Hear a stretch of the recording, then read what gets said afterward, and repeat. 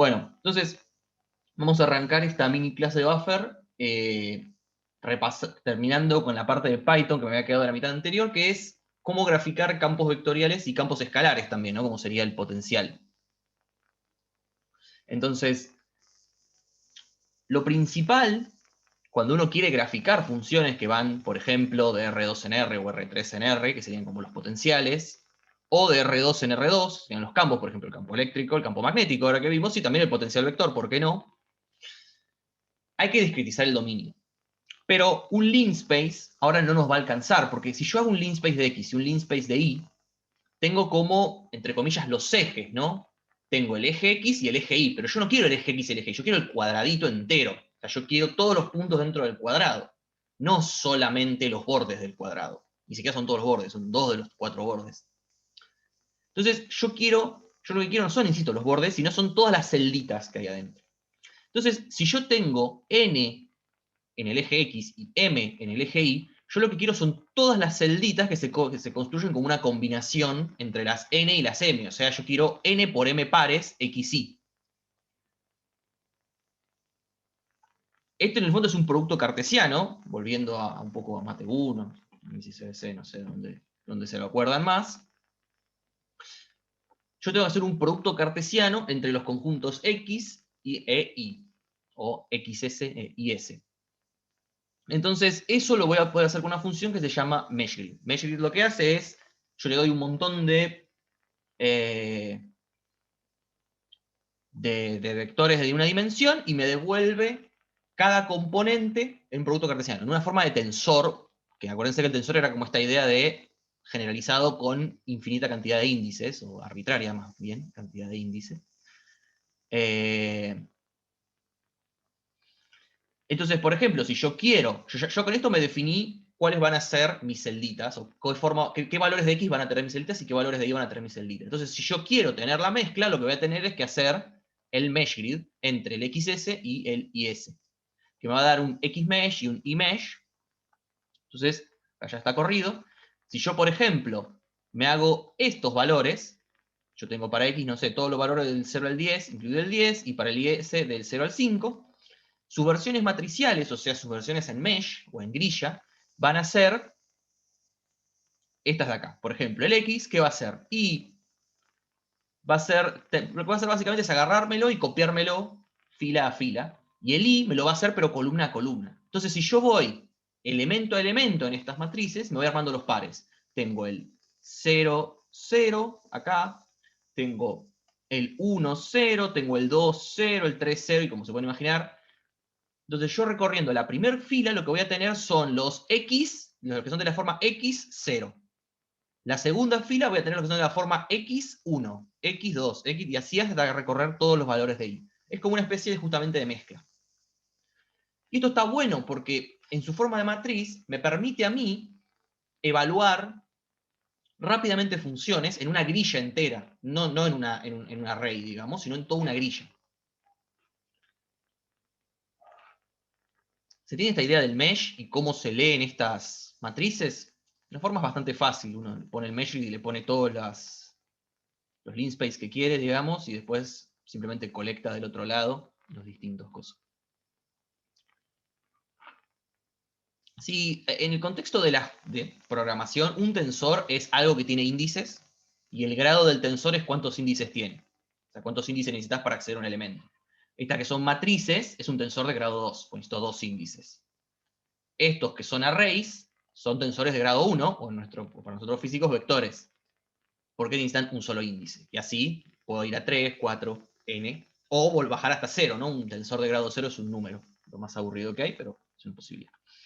Y bueno, y nada, como son matrices, esto es lo que yo les decía, puedo tomar los slices, que si se acuerdan muy atrás, le puedo pedir filas en particular, y veo, como les decía, que las filas de la X son el vector X, digamos, y las columnas del Y son el vector Y. Entonces, bueno, nada, justamente tengo todas las combinaciones. Entonces ya estamos con los mesh, ¿no? Me chiflan. Vamos a ver cómo graficar un campo escalar propiamente dicho. Entonces, si yo ya tengo definidos los pares X, Y, entonces ahora me quiero definir mi función que va de R2 en R.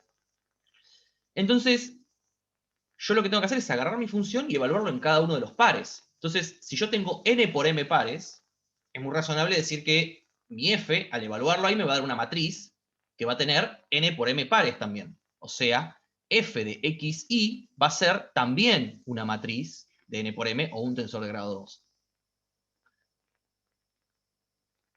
Entonces ya está, porque después para vectores, campos vectoriales es más fácil, simplemente los hago eso y los engancho muchas veces. Si yo quiero un campo vectorial, lo que hago es me defino dos funciones de R2 en R y las pongo una al lado de la otra. Entonces ya tengo todas las componentes. Entonces voy a tener dos de estas matrices en vez de una. Entonces, vamos con el campo eléctrico, la carga puntual. Vamos a empezar pequeño. Entonces yo sé que el campo vectorial de una carga en el origen, el campo eléctrico, perdón, de una carga en el origen se puede escribir como K por Q, R sobre RQ. Esto, en notación cartesiana, yo lo puedo escribir nada, como el vector R y abajo la norma al cubo. Y puedo separar en sus componentes X e Y, como ya hemos hecho múltiples veces, de esta manera. Entonces, nada, listo, ya está. Tengo las dos componentes. Me voy a definir una función que me devuelva la componente X, una función que me devuelva la componente Y, como pueden ver son idénticas, tomo K por Q igual a 1 porque no quiero entrar en problemas. Son iguales, pero una multiplico por X y en otra multiplico por Y. Y hago lo mismo de antes. Me defino unos mesh entre 2 y menos 2, perdón, unos linspace, me defino el mesh y me creo mis matrices, ¿no? Que son aplicarle estas funciones a las grillas, a los dos valores de grilla, ¿no? Tanto al X como al Y. Y después uso el streamplot que ahora lo vamos a charlar. Entonces acá tengo el campo de una carga puntual. Qué sé yo. Nada del otro mundo, ¿no? Pero es lo que es. ¿Se entendió este procedimiento de acá? Ahora ya del streamplot vamos a hablar en breve, pero ¿se entendió como todo este procedimiento para llegar a tener las matrices que me representan mi campo? Sí, se entendió. Mate. Bien. Entonces, ahora vamos a ver efectivamente cómo graficarlo, porque hasta ahora lo estamos como calculando y eso está muy muy bien. Por un lado yo tengo el streamplot, que es lo que llamamos las líneas de campo, básicamente. Agarra las líneas de campo en 2D en principio. Vamos a estar haciendo todo en 2D porque en 3D, la verdad que ver líneas de campo en 3D es toda una hazaña, no es nada trivial. Entonces, está bueno esto porque, como ustedes saben, da una noción bastante buena de la dirección del campo. Pero no tanto del módulo. O sea, hay criterios como la densidad de líneas me define el módulo, pero a veces no se siguen porque son tediosos. Si vos tenés un campo cuyo módulo varía brutalmente, como por ejemplo el de 1 sobre r al cuadrado, en distintas distancias la densidad de líneas tendría que variar tanto que a veces no las verías ni siquiera. Entonces a veces creo que Streamplot ni siquiera sigue esa convención, así que vamos a olvidarla. Entonces está bueno para ver cómo son las direcciones del campo. En particular, esto es muy bueno cuando uno tiene tipo muchos campos de distintas configuraciones y los quiere superponer y ver cómo se deforman las líneas. Porque si probablemente hayan notado, más que nada en la primera mitad, que uno a veces tiene dos campos muy simples y con líneas de campo bastante pavas, pero cuando los superpones se vuelven nada pavas. Por ejemplo, el dipolo, ¿no? O sea, yo tengo dos campos de cargas puntuales, que son lo más pavo que hay, líneas que salen del centro.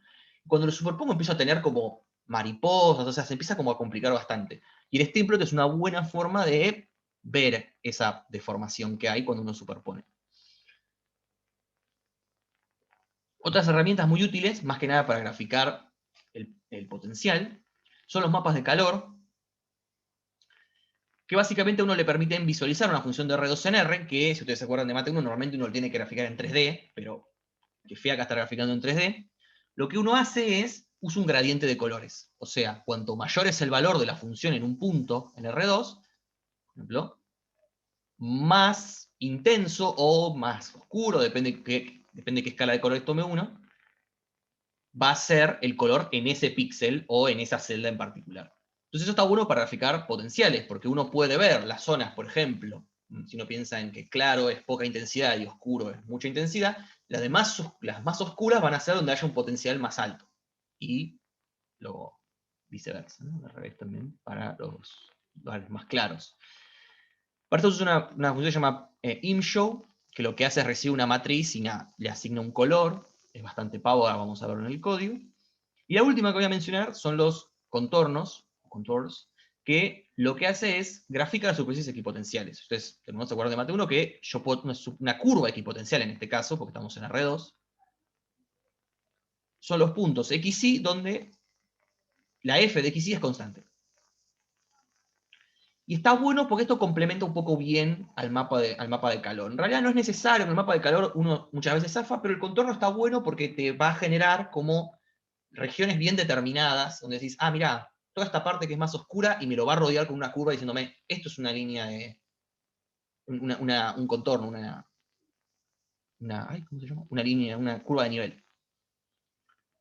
Y además está bueno porque en el caso del potencial nos permite ver cómo tanto las líneas de campo como los equipotenciales son perpendiculares, ¿no? Que eso ya lo estuvimos viendo en algunos ejemplos que les mostré.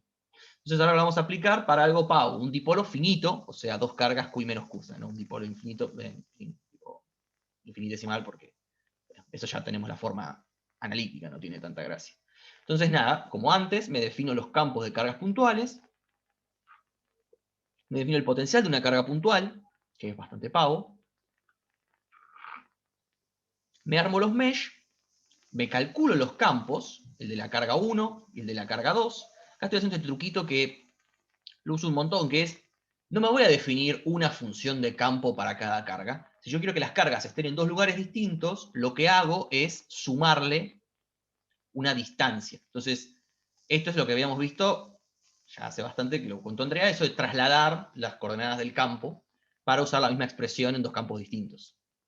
Entonces, como yo quiero que estén menos 2, 0, le tengo que restar esta posición, o sea, le resto 0 a la coordenada y, bueno, y le resto menos d sobre 2, o sea, le sumo d sobre 2 a la coordenada x. Y lo mismo con el potencial.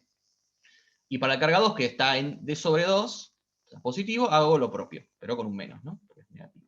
Ah, y le enchufo un menos adelante al campo porque la carga es negativa. De nuevo, yo podría definir uno con una carga negativa, no una carga positiva, pero ¿para qué? Si yo sé que cambiarle el signo a la carga solo es cambiarle el signo al campo, le enchufo el menos así de prepo y ya está. Lo mismo con el potencial, ¿no? Y bueno, mi campo total va a ser la suma de los dos campos y mi potencial total va a ser la suma de los dos potenciales.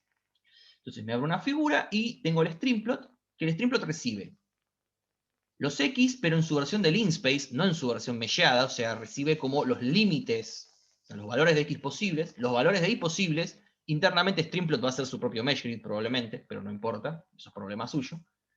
Le paso las dos coordenadas del campo, le digo que me lo haga en color verde porque me gusta. Acá uno pone una densidad de líneas, 1 está bien, a veces menor o mayor que 1 puede estar bien, entre 0,5 y 2 es razonable.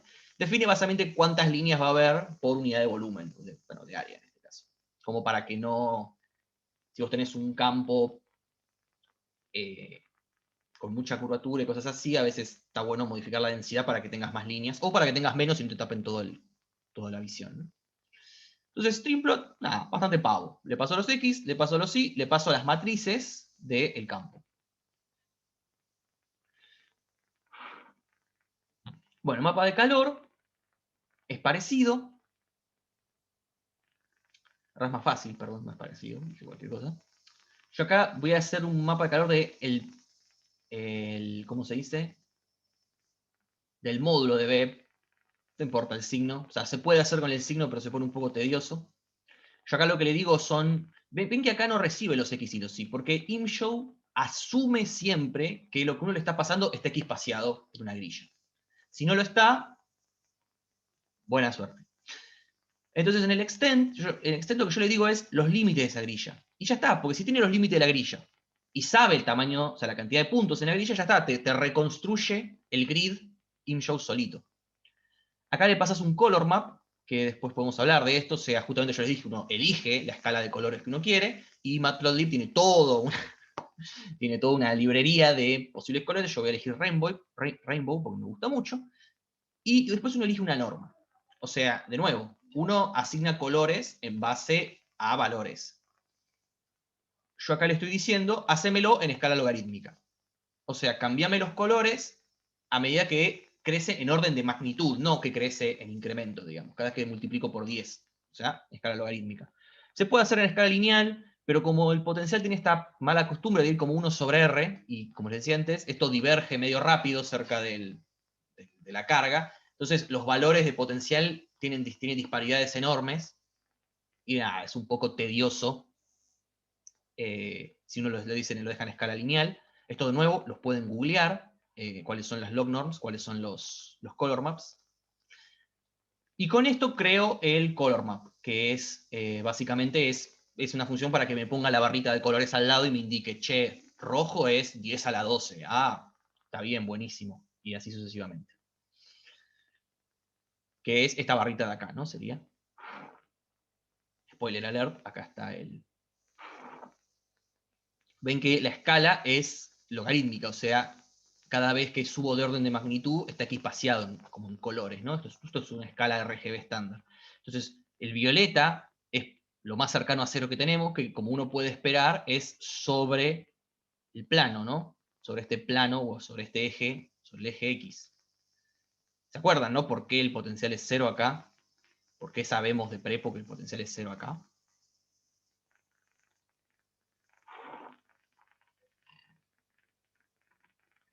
Digo, porque yo lo estoy diciendo muy conforme y muy contento y capaz no es tan trivial, ¿no? El campo es perpendicular a esta línea y esta línea se va al infinito, entonces supongo. Perfecto, sí, Podría es una buena forma de considerarlo justificarlo. Es perfecto, de hecho es la forma más propia de justificarlo. También es porque está a la misma distancia entre cargas. Y en realidad es porque esto es como un método de imágenes, ¿no? Esto es como que yo tengo un plano conductor y tengo una imagen, tengo una carga, entonces le creo su imagen del otro lado. Esto es lo que obteníamos cuando hacíamos método de imágenes y sabíamos que el potencial acá era cero. Lo construíamos para que fuera cero. Entonces, como les decía, la parte violeta, que es la parte más cercana a cero, no puede ser cero porque estoy en escala logarítmica, no puedo escribir cero en escala logarítmica, es esta parte que está en el plano, y a medida que me alejo, va aumentando el color a medida que me voy acercando a las cargas. Y cuando estoy cerca de las cargas, que las puse yo de color a propósito, pero ven que en esta aureola que tiene acá es bastante naranjita, que me está dando a entender que es la zona de mayor intensidad. Y justo acuérdense que es el módulo. En realidad, si esta fuera la positiva, esta es la negativa igual. En la negativa, yo tengo un potencial negativo, o sea, esto se va a menos infinito, y acá se me está yendo a más infinito. Pero bueno, el módulo los dos se van a infinito.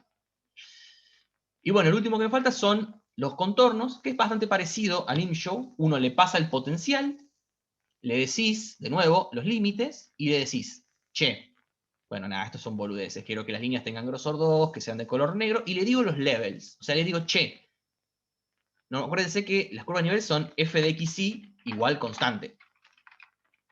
Pero, ¿qué constante? Entonces acá le digo, che, quiero que sea f de x igual a menos 3, haceme una curva para f de x igual a menos 3, haceme otra para f de x igual a menos 1, y así, con todas.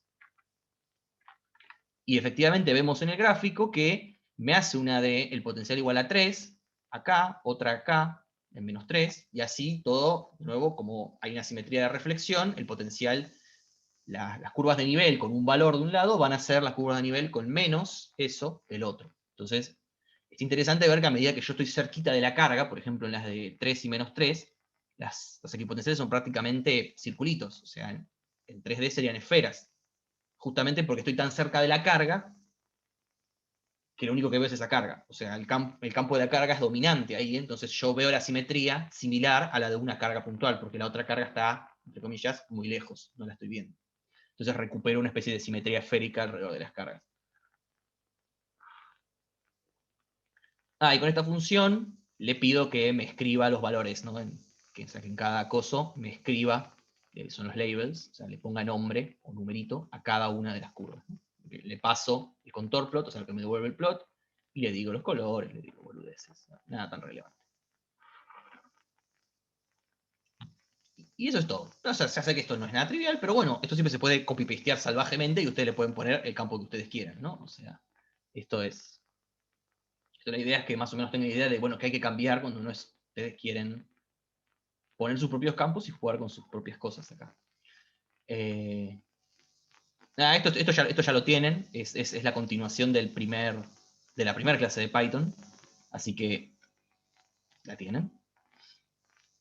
Sí, cambiar el color bar, a mí me gusta mucho hay muchas que me gustan. A mí me gusta Rainbow porque son muy distintos los colores, entonces me doy cuenta.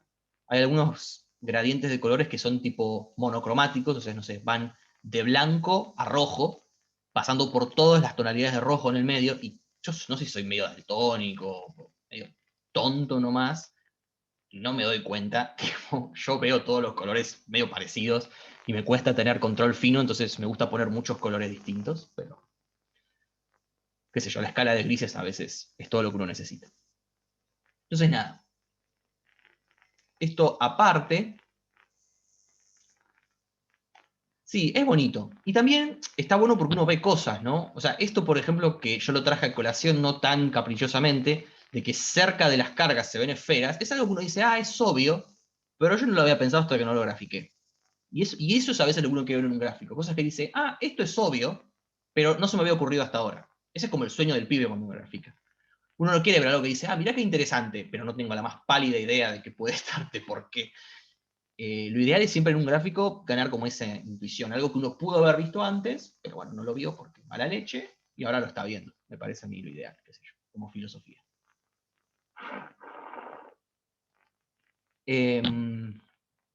Bueno, eso es todo por ahora con esto, ya está. Esto es todo lo que voy a dar de Python per se, que me parece que es un montón. O sea, pueden graficar un montón de campos con esto. Y de hecho vamos a ver más ejemplos, no se preocupen, no es que Python muere. Lo otro que les quería comentar es algo muy al pasar, es algo en lo que no soy un experto, pero voy a contarles igual porque tengo un mínimo de idea, que es sobre el acelerador, sí, nada que ver, sobre el acelerador Tandar. No sé si ustedes conocen el Centro Atómico Constituyentes en la CONEA, que está literalmente acá en Constituyentes y General Paz. Excelente. Que tiene su acelerador, se llama un acelerador lineal a veces, y que a grosso modo uno puede entender mucho del funcionamiento del acelerador solo con lo que vimos en F3. O sea, más que nada con algunas nociones de campo eléctrico, de campo magnético y con la fuerza de Lorentz, básicamente. Uno puede entender un montón de cosas.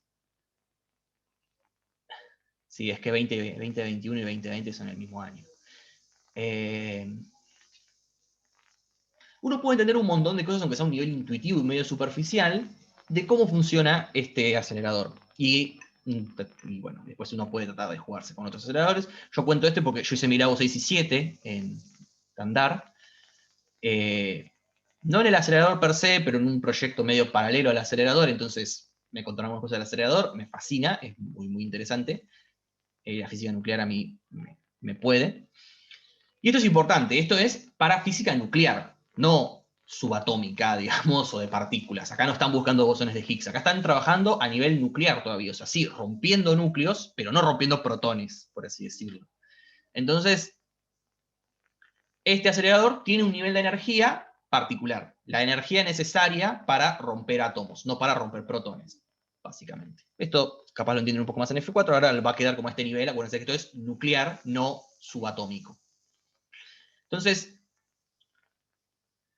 esto lo que hace es agarra iones, en general de átomos, no moléculas. Las moléculas tienden a disociarse antes de llegar. Ahora vamos a ver un par de números. De distintos materiales, en general casi toda la tabla periódica, lo aceleran a una velocidad bastante alta, o una energía alta más bien, porque la velocidad depende de la... Ustedes saben que la energía y la velocidad se relacionan por el término de la masa, entonces es más apropiado decir que a energías altas, no necesariamente a velocidades tan altas, porque hay un factor de masa ahí en el medio. Y de cada división, que hay unas cuantas, hace sus propias colisiones. Yo en particular estaba en un grupo que hacía algo que se llama espectrometría de masa por acelerador, que es una técnica para medir concentraciones de de distintos materiales en muestras. Por ejemplo, medían mucho uranio para analizar cosas más que nada con la contaminación, ¿no? Entonces estaba bueno. Como el uranio en general, la parte radioactiva del uranio a veces aparece en concentraciones muy bajas, necesitas algo que tenga una sensibilidad de la zamputa para poder medir esas concentraciones tan bajas. No importa, estoy yendo un poco por las ramas. Entonces, ¿cómo funciona el acelerador? Grosso modo, ¿no? Jamás podría responder a eso aunque quisiera. Uno tiene este tanque, pero esto lo voy a comentar, esto es muy interesante, algo que no comenté. Esto es el acelerador por fuera, ¿no? Un poco fálico. Por dentro tiene como la línea por la que efectivamente viajan los iones, y alrededor tiene como huecos. Se puede ver acá en esta figura, que se ve que acá hay una línea y acá hay como nada. esto no es nada, esto tiene un gas adentro. Y este rayo es muy divertido, porque lo que pasa es que, ahora vamos a ver que para acelerar los iones a las velocidades que tienen que acelerar, tienen que usar unos potenciales brutales. Megavolts, para que se den una idea. Entonces, el aire a megavolts es conductor. O sea, todo a megavolts, prácticamente todo a megavolts de diferencia de potencial se vuelve conductor. Entonces se pueden generar estas descargas, o sea, esta parte que está altamente cargada y la pared de concreto que está a tierra en principio, tiene una diferencia potencial tan grande que pueden generarse chispazos y rayos, y a veces de hecho se escucha. Entonces, para tratar de minimizar eso, lo llenan con un gas, que no sé cuál es, pero que es mucho menos conductor que el aire, que están en estas pelotitas de acá, por eso aproveché que se vean acá. Llenan todo con este gas aislante, para evitar estas descargas que, bueno, no, nadie quiere tener descarga. Es como un dieléctrico de aún menos conductor, si se puede, que el aire. De hecho está como medio vacío, o sea, hay bastantes intentos para hacer que esta zona sea lo más aislante posible, porque, insisto, estos son megavolts de intensidad, necesitas metros y metros de distancia para que no haya ruptura del aire, y eso no, es más caro que poner un poco de gas adentro y listo. Bueno, entonces, comentario aparte, uno tiene, este es como el esquema del acelerador. Arriba de todo, uno sube por ascensor hasta acá arriba, este es como una especie de cuarto de comando, sube por ascensor en esta parte cuadradita que se ve de costado. No sé cuál es el nombre del gas. Ya, acepto mi ignorancia al respecto.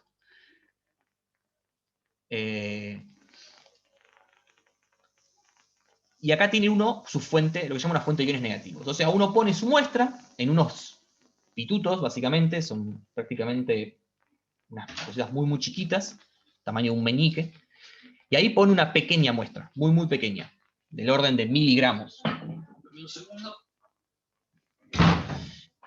Decidió entrar mi perro. Y ahí lo que hacen es, lo bombardean, no voy a entrar en detalles en el proceso un poco porque de nuevo no lo tengo tan claro. En lo que llama una fuente de iones negativos lo bombardean creo que con átomos de cesio, que lo que pasa básicamente es que cargan. Tipo, toda la muestra que está ahí la empiezan como a arrancar del portamuestra, y todos los átomos que salen de ahí, moléculas, lo que sea, salen con una carga menos Q. Lo interesante del proceso es que esa carga menos Q está fija. O sea, no depende de lo que vos hayas puesto ahí. Le podés poner uranio u oxígeno y sale con una carga menos Q, que de hecho creo que es exactamente la carga del electrón. O sea, sale con una carga penitas 1, o sea, cada ion. Por eso que quedan como iones negativos, ¿no? Y con un pequeño, algo que llama un imán inyector, que no es tan relevante, lo que hacen es, los meten al acelerador. Bueno, en el acelerador está lo que se llama el tramo principal, que es este tanque grande, que lo que tiene básicamente una diferencia de potencial enorme, que hace que estas cargas, que son negativas, empiecen a acelerar, ganen una velocidad considerable, hasta que llegan al stripper, que lo que hace es, les cambia el signo. El stripper tiene una química muy complicada dentro, o sea, complicada a nivel teórico, que de nuevo no me voy a meter, disculpen que deje con más preguntas que respuestas, pero bueno, eso es aprender a veces. Y lo que hace es, les hace un cambio de signo a las cargas y las acelera un poco más. Entonces salen con carga positiva. Eso es relevante. Y después pasan lo que se llama un imán acelerador y un filtro de Wien, que también vamos a hablar, que lo que hace es curva la trayectoria de estas cosas que vienen rectas, y en ese curvar, como si ustedes recuerdan, el radio de giro, o sea, el radio de una partícula cargada que gira alrededor de un campo magnético, depende de su masa, depende de su carga, ahora lo vamos a repasar. Distintas partículas, o sea, distintos iones con distintas masas, van a girar a distintos radios. Y los que no giren exactamente con el radio del trayecto, se la van a poner contra la pared y no van a poder seguir avanzando. Entonces es como una especie de filtro. No es un filtro súper fino, pero es un filtro. El filtro más fino es lo que se llama el filtro de Wien, que también vamos a hablar. Entonces, nada, esto es como un pantallazo. Ahora vamos a pasar a hacer, como entre comillas, las cuentas. El tramo principal son básicamente esto de acá. Ahora vamos a simplificarlo. Tengo la región A, que es la de arriba, la región S, que es la del medio, y la región B, que es la de abajo de todo. S por stripper, ¿no? Entonces, en A yo tengo cargas que arrancan con una carga Q, una masa M, que dependerá del tipo de material. El uranio es uranio 235, es decir, que tiene 235 veces la masa del protón o del neutrón, que son muy similares.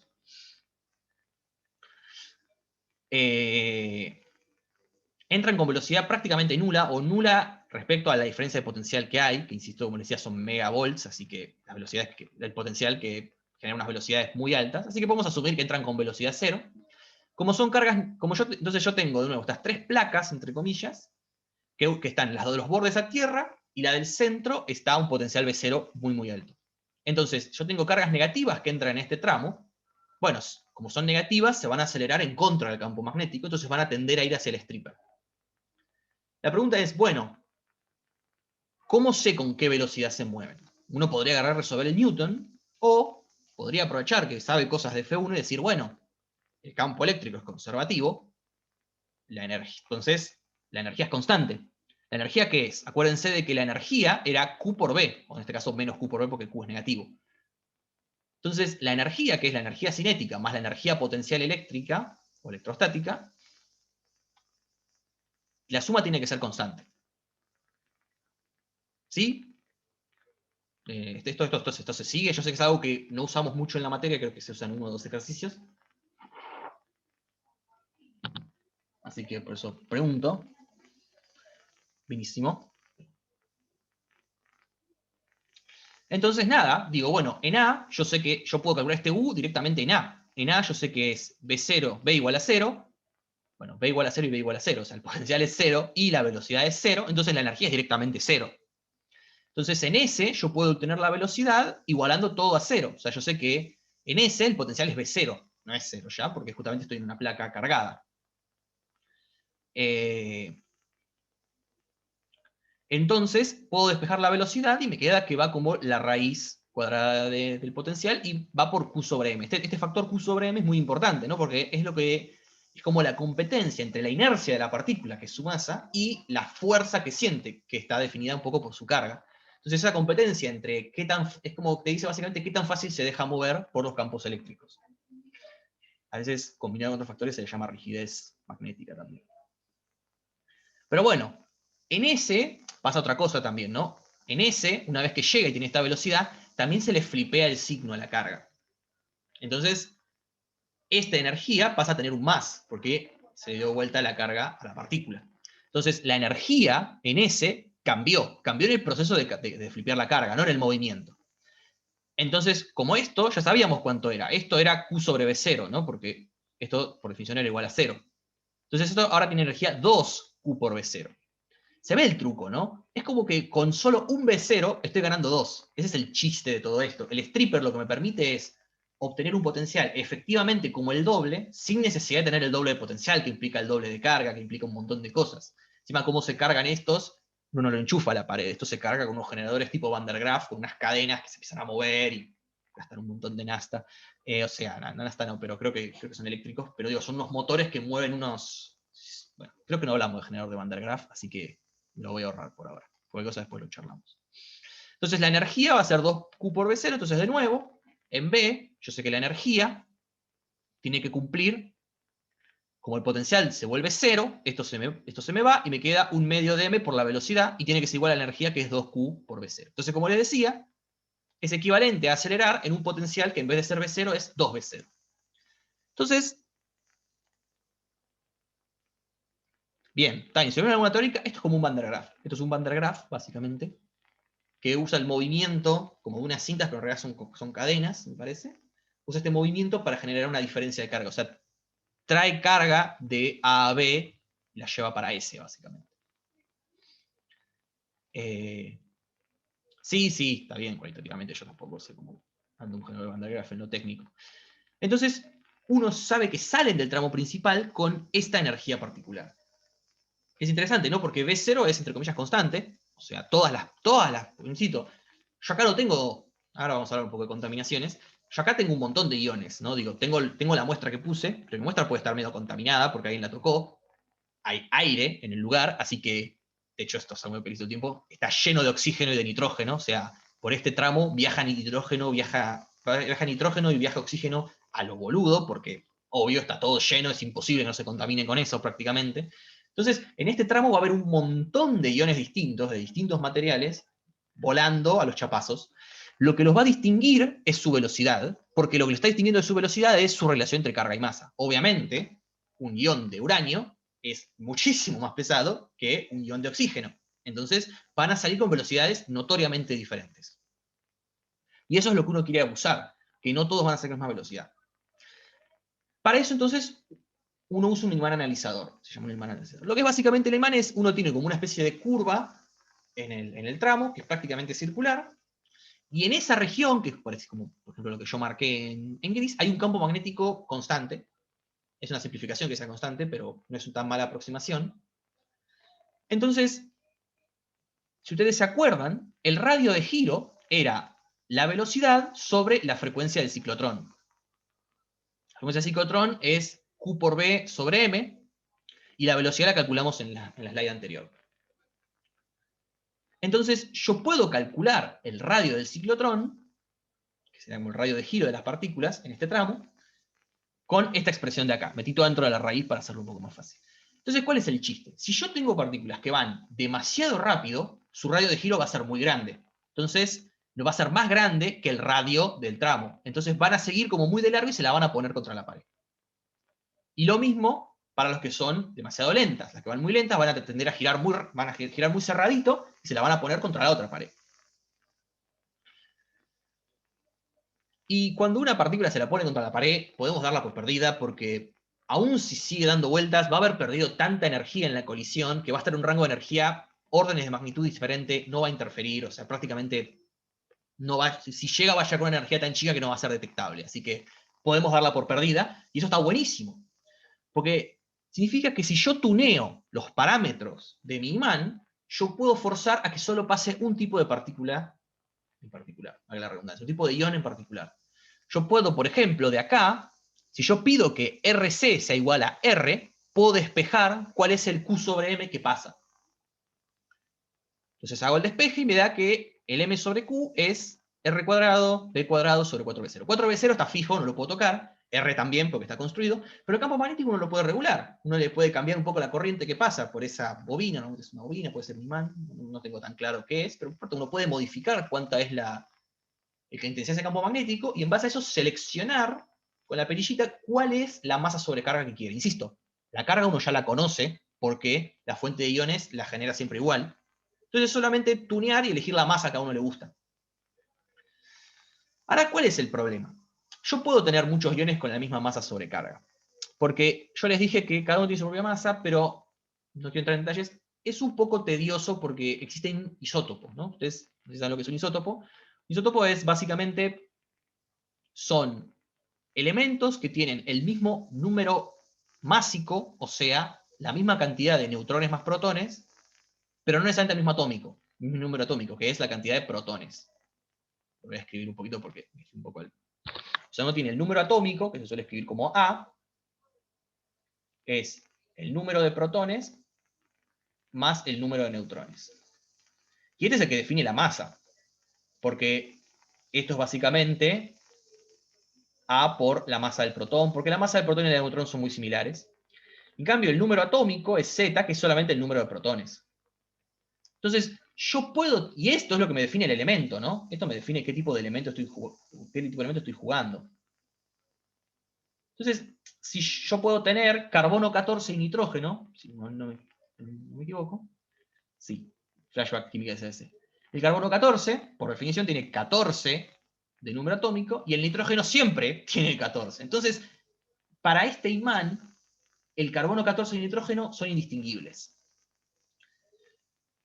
Y aún si no tiene el mismo número atómico, si su diferencia en número atómico es muy chica, como vamos a ver en el ejemplo del próximo, por ejemplo el uranio tiene un montón de isótopos que tienen distinta masa, pero el uranio es tan pesado que esas diferencias de masa son muy chiquitas, entonces no se pueden no llegar a sentirse por el imán analizador. Lo importante es hablar de eso, vamos a poner un par de números, porque estamos hablando muy en el aire y está bueno poner números. En el estándar, el radio de giro este es 2 metros. Ok, razonable. El potencial son 10 megavolts, puede subir, puede bajar, a veces creo que lo retocan para que sean más o menos. Y el campo magnético del animal analizador puede alcanzar hasta un Tesla y medio. Entonces, bien, eso son los parámetros que tenemos en esta ecuación, básicamente.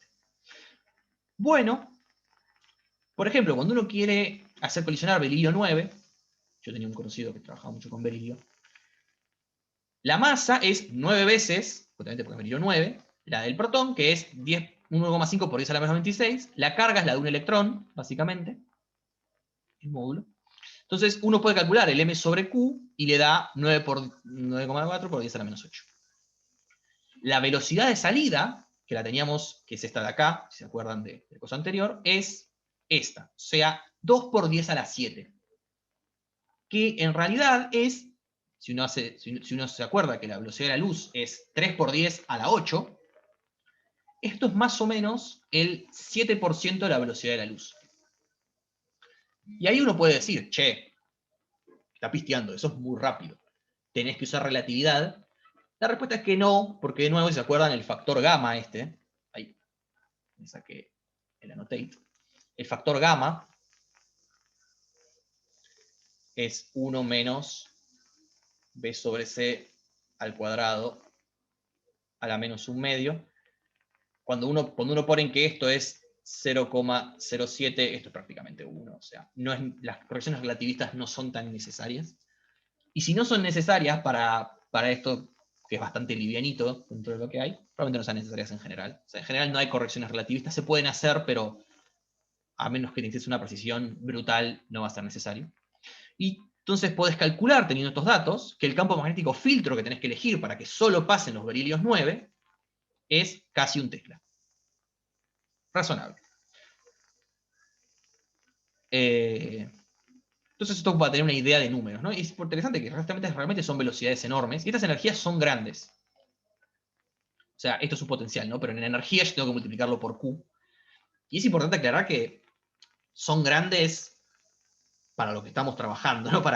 Digamos, para los átomos en sí mismos. Esta energía, que cuando uno hace la cuenta, uno puede decir que en energía son mega electronvolts, se le dice, que es básicamente, el electronvolt es E por B, básicamente, o sea, lo que es la energía equivalente a la carga de un electrón por un volt.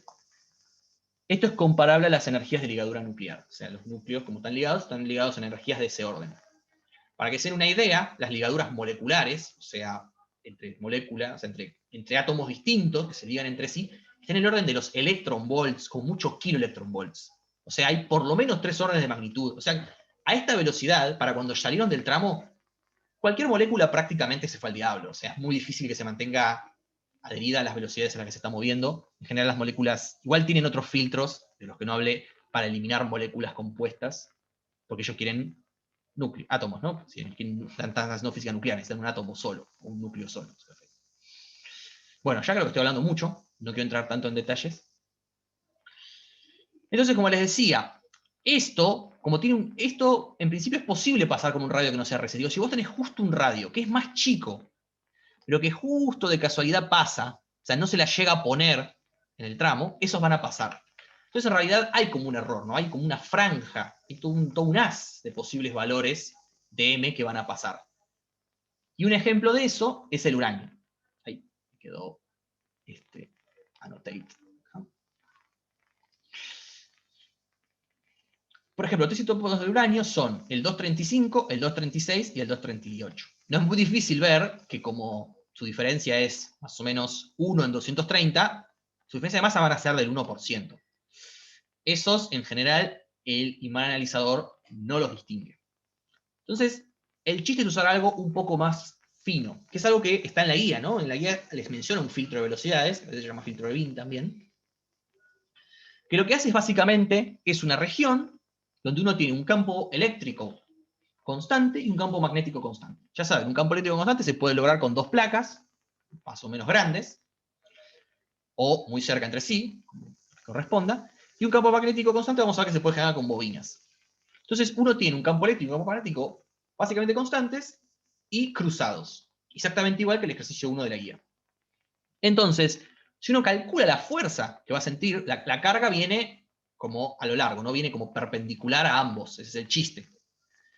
Entonces, uno puede calcular la fuerza que va a sentir esa carga, porque conoce todo, conoce la velocidad, porque acuérdense ustedes que salen del tramo principal, así que conozco su velocidad en base al potencial, conozco su velocidad y conozco los dos campos. Entonces cuando yo hago la cuenta, me da que la fuerza va a ir en Z, que en este caso sería para arriba o para abajo, dependiendo del signo de lo que está delante, se puede ver en el gráfico, y que depende de esto. Si justo, esto se anula, o sea, si hay, esto solo se puede anular para una única velocidad, cuando B, corta, es, el campo es 0 sobre B0. Si justo tengo esa velocidad, siento fuerza 0. Entonces sigo de largo. El guión no se enteró que ahí hay un filtro, justamente. Ahora, si es distinto, va a haber una fuerza. Y como les decía antes, si hay una fuerza, hay un desvío. Hay como una cierta curvatura.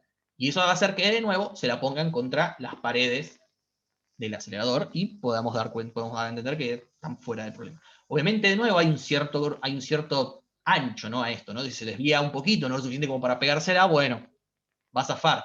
Pero esto es extremadamente más fino que el común y silvestre, digamos, a esta altura, y mal analizador.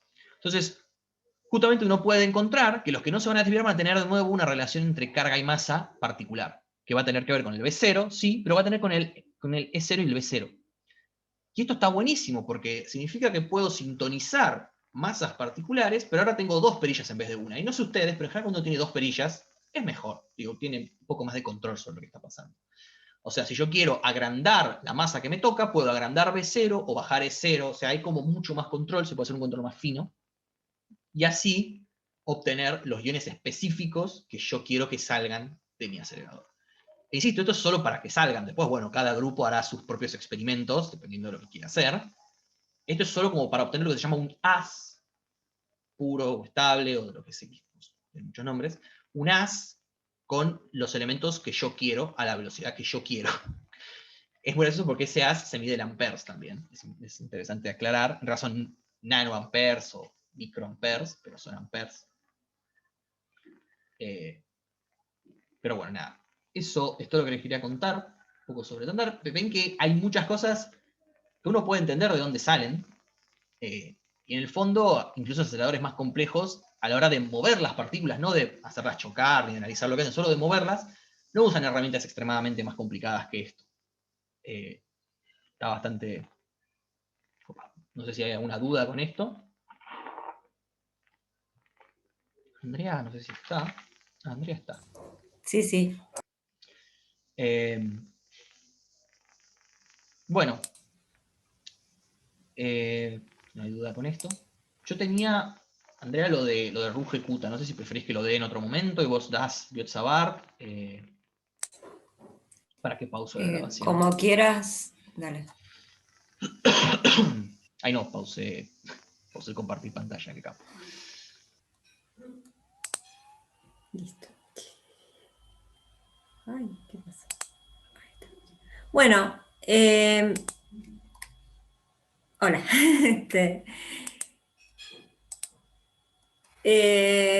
Bueno, la clase pasada lo que vimos fue el principio, o sea, lo que vimos básicamente es que las cargas en movimiento generan campos magnéticos. Eso es como lo fuerte que vimos la clase pasada. Y después vimos la interacción de las cargas en movimiento con campos magnéticos externos. Vimos que esas cargas en movimiento en realidad las vamos a encontrar y las vamos a cuantificar, ¿no? No como cargas individuales, sino como flujos de corrientes, o sea, vamos a hablar de corrientes por unidad de área y va a ser una magnitud vectorial que llamaremos con J, cuyas unidades van a ser amper por metro cuadrado y que van a circular en un volumen.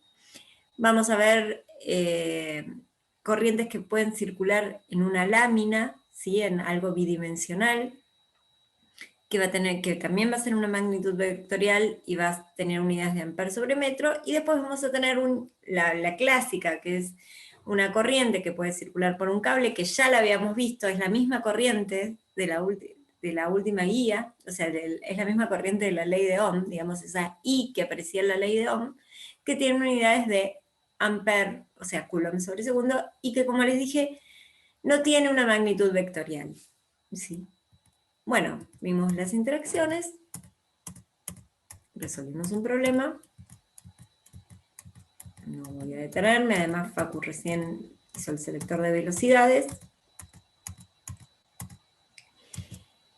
Bueno, y entonces acá aparece una ley, que es una ley experimental, que sale en realidad de analizar fuerzas entre dos hilos, que es la ley de Biot-Savart. La ley de Biot-Savart, yo se las voy a chantar, o sea, ya la vieron en la teórica, pero yo ya les voy a contar qué hace, digamos, qué hace, entre comillas, o sea, qué enuncia la ley de Biot-Savart. La ley de Biot-Savart lo que hace es, me permite calcular el campo magnético generado por o una corriente lineal, o una corriente en superficie, o una corriente en volumen. Siempre que hablamos de corrientes que circulan en espacios localizados, es decir, en espacios que se pueden encerrar en un volumen, no cuando yo tengo corrientes en volúmenes o espacios infinitos. Ahí vamos a tener, así como en electrostática usábamos la ley de Gauss, acá vamos a usar la ley de Ampère que vamos a ver más adelante. Entonces, ¿qué me permite la ley de Biot-Savart? Me permite que cuando yo tengo una distribución de corrientes localizadas, puedo calcular cuál es el campo magnético que generan esas corrientes. Obviamente, ¿cómo vamos a hacer? Vamos a hacer con integrales. Es decir, esta es la integral, por ejemplo, cuando tengo una distribución lineal de corriente, es la corriente I, que como les dije no tiene magnitud vectorial, por dl, y este dl es el diferencial de longitud, pero es vectorial, ¿sí? El diferencial de longitud que recorre cada uno de la curva, digamos. O sea, depende del punto. Por r, el r vector es lo mismo que en la guía 1, o sea, es donde yo quiero calcular el campo eléctrico, es el punto campo, menos r', que es el punto fuente, es donde tengo corriente, dividido el módulo de r menos r' al cubo. Esto que ven acá se parece mucho, ¿sí? En algún punto, por lo menos en las dependencias, con cómo nosotros calculábamos el campo eléctrico. Pero ¿cuál es la diferencia? Que cuando nosotros calculábamos el campo eléctrico, o sea, el campo eléctrico, la dirección del campo eléctrico estaba dada por esta resta en general. Y acá fíjense que es el producto vectorial entre la dirección de donde circula la corriente y esta distancia. O sea, es el perpendicular, porque es el producto vectorial, a estos dos vectores, ¿sí? Eso es porque esto es un campo rotacional. ¿Qué quiere decir? Que de alguna manera, y pónganselo de la cabeza, es que el campo magnético se enrolla a la corriente, ¿sí? Se enrolla, o sea, circunda la corriente. Eso es porque es un campo rotacional. Si no sale de la corriente, no es que sale como el campo eléctrico que salía de la carga. Acá se va a enrollar en la corriente. ¿Sí? Ay, espérenme. Si la línea no es cerrada, la expresión es igual. Es que lo que pasa es que no podés tener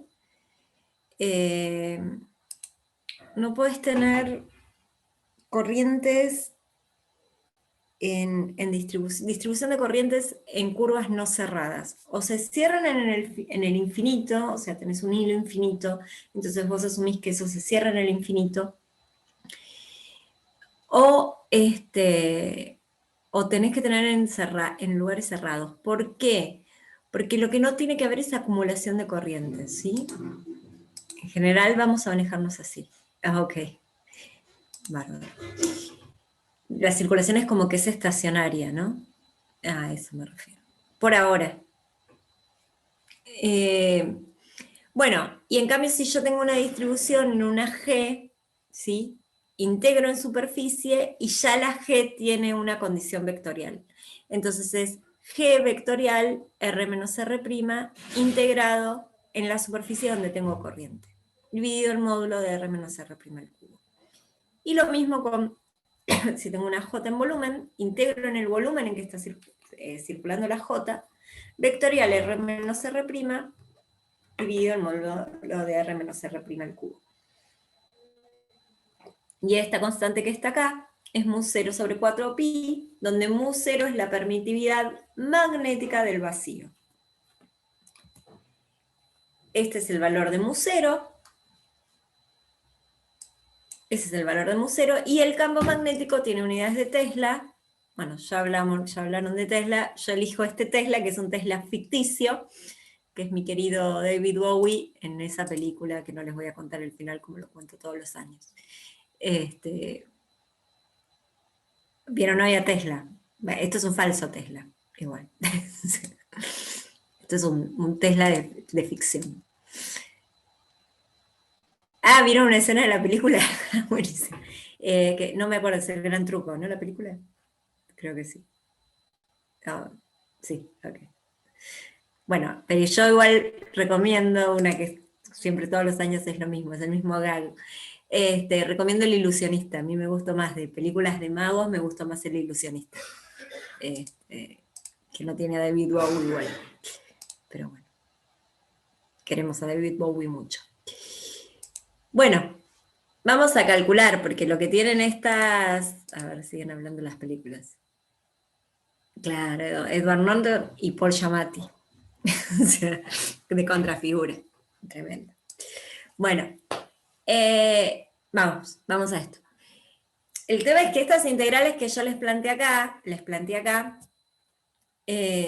son muy complejas, obviamente, y obviamente incluso no tienen solución analítica en todo el espacio, ¿no?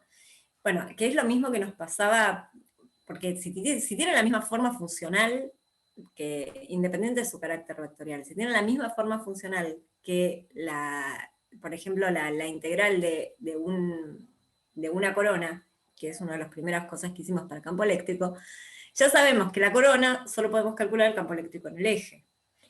Y si esto tiene la misma forma funcional, la integral no va a ser muy diferente. Lo que sí vectorialmente va a ser diferente. Pero la forma, el módulo, digamos, por decirlo de alguna manera, no va a ser diferente. Entonces, obviamente, todas estas integrales son complejas de resolver y las vamos a poder resolver en determinado punto campo, con determinada distribución, ¿sí? Bueno, y el primer ejemplo, y es un ejemplo clásico, y que lo vamos a ver un montón, y que es un campo que tienen que sacar así, es el de la espira circular, no me salía la palabra espira circular por la cual circula una corriente I. ¿La vieron con Pablo esto o no? Sí, hoy lo vimos. Ok. Voy a contarles mi versión. Es la nueva carga puntual, dice Facu. Muy bien, exactamente. Se puso en algo muy profundo igual, no me voy a meter por monopolos magnéticos, porque no existen los monopolos magnéticos, a diferencia del dieléctrico, pero del eléctrico. Después vamos a ver. Entonces, voy a contar mi versión y después voy a ir, por más que no lo tengo resuelto, les voy a comentar un problema que es la espira cuadrada. Se los voy a comentar así no se van a sus casas tener que pensándolo.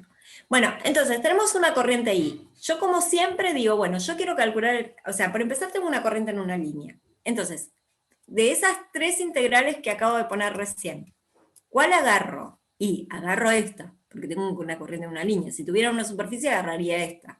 ¿Sí? Si tuviera un volumen, agarraría esta. Siempre una distribución localizada, ¿no? Entonces agarramos esto. Como siempre, a mí me gusta discutir, o sea, traducir, digamos, o ver quiénes son los componentes de esta integral, ¿no? O sea, me piden el eje Z, así que el punto campo, ¿quién va a ser? El Z en Z versor. Exactamente, claro, la de línea, exactamente. Sí, en Z versor. Paren un poco porque no puedo sacar el chat y me tapa. Estamos. Luego, a ver, ¿qué coordenadas vamos a usar? ¿Qué coordenadas se elegirían para expresar esto en general? Polares. Polares, exacto, porque son un plano. En realidad cilíndricas porque vas a necesitar calcular en el eje Z, ¿sí? Polares para describir, o sea, las polares son las cilíndricas con Z igual 0, ¿no? Entonces, las polares para describir este círculo y el Z que lo vas a necesitar acá. En realidad sería, para ser más estricto, serían cilíndricas, ¿sí? De hecho lo puse acá. Bueno, entonces vamos a ver quiénes componen esta integral. El diferencial de longitud, a ver si puedo dibujar acá. Diferencial de longitud. Sí. Diferencial de longitud es este cachito de arco que está acá. O sea, si quieren lo pongo acá. O sea, acá tendríamos el eje X. Andrea, Y acá disculpa, si estás dibujando no se está bien. ¿No ven? Bueno, paren un poquito. Porque no sé por qué no se ve. ¿Ahí ven algo? ¿No? Se ve el puntero láser. ¿No ven lo que dibujé? Qué No, raro. no se ve. Qué pena. Bueno. Quizás no se ve porque sos coanfitrión en lugar de anfitrión. Ah, sí. Puede ser, no ¿Me sé. cohostean, chicos? De hecho, te acabo de cohostear recién. Y a ver. A ver, prueba ahí. ¿Ahí ven algo? No se ve. Bueno, no sea un problema. No sea un problema. Así que ser host única. Bueno, no sé. No sé por qué. Bueno, no importa. Voy a volver a probar. A ver ahora.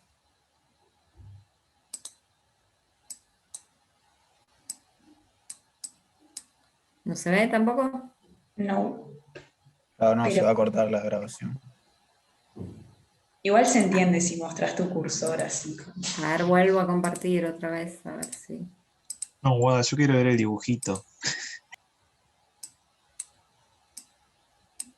Última. ¿No se ve? Ahí está, ahí sí, se ve, sí. Ay, bárbaro. Buenísimo. Bueno, entonces, igual también tampoco es que era una cosa. Acá tenemos el eje X, acá tenemos el eje Y, ¿no? Voy a agarrar el diferencial de longitud acá. Ay, paren que igual con mi pulso. Si ustedes se fijan, los diferenciales de longitudes siempre, ¿qué son? Son el radio A, es un diferencial de arco, ¿no? El radio A por el diferencial del ángulo. Y en la dirección, ¿qué dirección es? La que recorre, me ven la mano, ¿no? La que recorre la corriente. O sea que es, déjenme escribirlo bien, sería esta que está acá. Y esta en el plano no es la dirección de phi versor. ¿Sí? ¿Les convence? Sí. Ok. Bueno, tampoco por eso, no era que iba a dibujar nada muy... Bueno. El R, estamos de acuerdo que es el R versor, ¿sí? O sea que el punto campo es este que está acá, como dijeron, es Z en Z versor, es el punto campo. Es ese vector que está ahí. Ay, qué mal pulsito. Y el R' es indicar... Ahí estamos.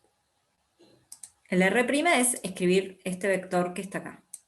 Este sería el vector R'. ¿R' qué es? Es A, ¿en qué dirección? En la dirección R versor. ¿Sí? ¿Todos vieron eso que acabo de escribir? Todos vieron en el sentido que lo vieron con sus cabezas, no que lo vieron con sus ojos. ¿Sí? Si nadie dice nada, entiendo que sí. Sí. Ok. Bueno, entonces esto es lo que tenemos. Tenemos que el DL es A de phi en phi versor. Sí, es el arco, pero ojo que este DL tiene una dirección. ¿Sí? El R vector es donde yo quiero calcular mi campo, y es en Z, Z versor. Y el R' es A, y si realmente soy estricta, acá tengo que poner un R' versor. ¿Sí? Lo que pasa es que no lo puse porque como este punto no tiene un R versor, entonces el único R versor que hay coincide con R' versor. Pero si soy estricta, acá hay que poner R' versor y acá hay que poner phi versor, porque no es lo mismo el phi' el phi de las primadas que el phi del punto campo. ¿Por qué no lo son? Porque depende del punto, ¿sí? Entonces no son fijos, ni el phi versor ni el r versor. Entonces si uno es estricto, acá tendría que haber puesto primados. Bueno, de hecho ahí lo puse en la otra diapo. Bueno, entonces, teniendo estas cantidades, voy a borrar. Teniendo estas cantidades ya identificadas, las meto dentro de mi integral. Y entonces, el dl es esto, dl vector, el r versor, el r' versor, y cuando hago tengo que hacer este módulo, elevando este módulo al cubo. Cuando hago este módulo, como esta y esta son ortogonales, entonces puedo hacer cada componente al cuadrado, ¿sí? Sumadas, sacada de raíz, y lo elevo al cubo. Es una trivialidad, les parece trivial tal vez lo que digo, pero es súper importante que si estas no fueran ortogonales, tengo que hacer el teorema del coseno para calcular el módulo, ¿sí? Son físicos, así que ya eso lo saben sin problemas. Bueno, vamos para adelante entonces. Lo primero que yo suelo hacer, en general, es como para poder identificar un poco el problema, es hacer el producto vectorial. Entonces, phi por z es r' versor. Phi' por z versor es r' versor. Y phi' por r' versor es z versor. ¿Por qué es importante? Porque esta es una integral vectorial. Entonces, este r' versor que está acá, ya sabemos desde hace mucho tiempo que depende del ángulo. Perdón, no expliqué, pero como estamos integrando en phi, es entre 0 y 2pi, ¿no? Son los límites de integración. Entonces, esta r' que está acá, como yo estoy integrando respecto al ángulo, no va a ser fijo, ¿sí? Entonces, tengo que separar la integral en lo que sería la parte en z y en lo que sería la parte que yo le puse acá perpendicular a z. Se lo puse con el perpendicular al revés, bueno, cualquiera. Pero lo que quiero decirle es, esta es la parte que tiene z, y como tiene z versor, y el z versor es fijo, sale en la integral, no me trae problemas, va a ser una parte de la integral, y la otra parte de la integral es lo que no es z versor, que es esto que está acá. Pero esto acá es un versor móvil que depende del ángulo, que es mi variable de integración. Entonces, este versor que está acá, lo voy a escribir como coseno de phi' en x versor más seno de phi' en y versor. Entonces voy a separar la integral en estos dos términos. La que es z, fíjense, me queda todo esto, y fíjense qué linda que es, porque no me queda nada dependiendo de phi', o sea que de acá es muy sencillo integrar. Esta que está acá es más compleja, pero lo único que depende de phi' es lo que acompaña al versor, a los versores x y a los versores y. Como son funciones trigonométricas simples, o sea, uno es un coseno integrado entre 0 y 2pi, y el otro es un seno integrado entre 0 y 2pi, yo ya sé que esto me da 0. Finalmente me queda algo tan sencillo, que es que esto que está acá, la única parte no nula, es la z. Explícame porque acá me quedó un más. Porque creo que acá hay, bueno, no sé. Ah, porque phi' por r' versor es menos z versor. Por eso acá me quedó un más. Okay. Entonces, lo único que me queda no nulo es lo que acompaña a z versor, o sea que esto queda en z versor, y queda esta muy sencillito que está acá. ¿Sí? Y como le dijo Facu, esto me lo sé de memoria, es como la nueva carga puntual. ¿Sí?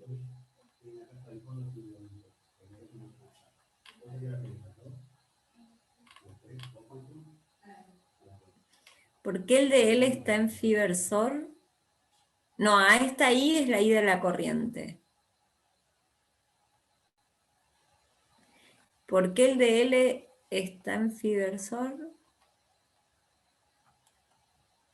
Ok, listo. Ya contestó Pablo. Porque es, claro, cómo va la corriente. La corriente va así, y el DL, vuelvo a escribirlo, el DL sigue la corriente de alguna manera, y es esto que está acá. Y esta es la dirección phi versor. ¿Quedó claro?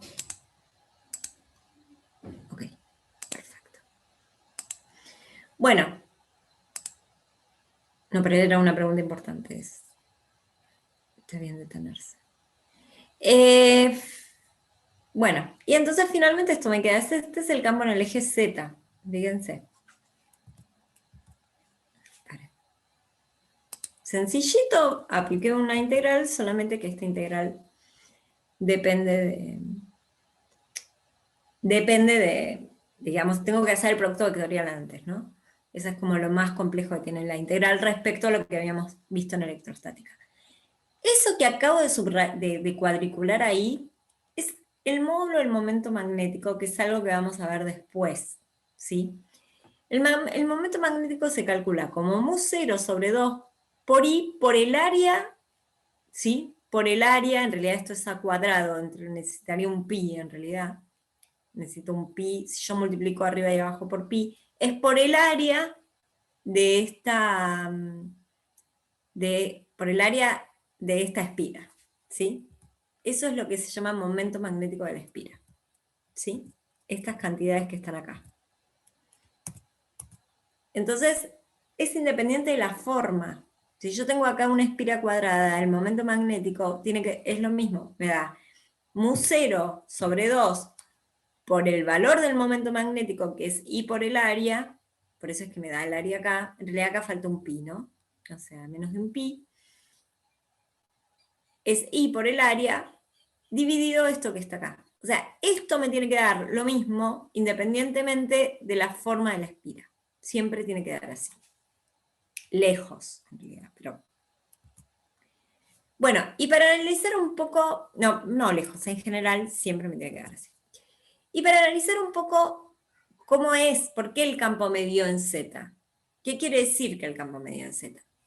Pensemos que tomamos un diferencial de corriente acá y un diferencial de corriente acá.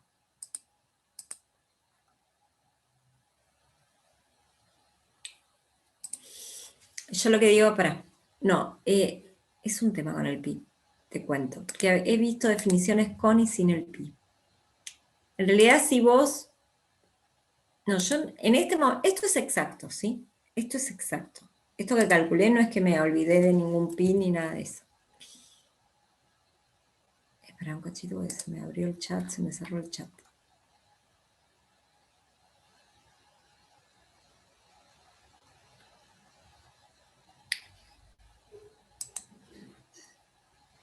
Capa por I por área. Vos decís, claro. Si yo acá multiplico la fórmula exacta, el tema es que no les estoy dando la fórmula exacta. Si yo acá pongo un pi, y acá pongo un pi, y acá multiplico de arriba y abajo por 2. No, ni siquiera necesito multiplicar por 2. Aunque no quiero hacer eso. Si acá pongo un pi y acá pongo un pi, esto que está acá es el área de la espira, por la corriente. Esto que está acá es 2 por mu0 sobre 4pi. Por eso es que no quería meterme con este 2 que está acá porque me vuelve loca siempre. Entonces, lo que yo digo es que el campo de una espira, independientemente de su forma, resulta ser con una corriente. O sea, esto puede ser cuadrado y me tiene que dar igual. Me tiene que dar mu0 sobre 2pi por el I, por el área. Y esto que está acá, fíjense que esto que está acá es, esto es proporcional al área, ¿no? O sea que acá puede haber algo proporcional al área más z cuadrado. Proporcional al área. Pero que en general, cuando tengo, independientemente de su forma, van a ver que para la espira cuadrada, que ahora se las voy a comentar, les tiene que dar algo de este estilo. ¿Quedó claro?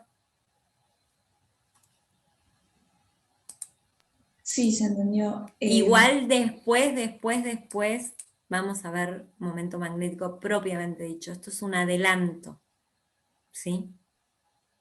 Andrea, una pregunta. Cuando vos mencionaste como que hay distintas definiciones, Te juro que bueno, hay justo, distintas definiciones. Una con el 2, claro, otra sin el 2.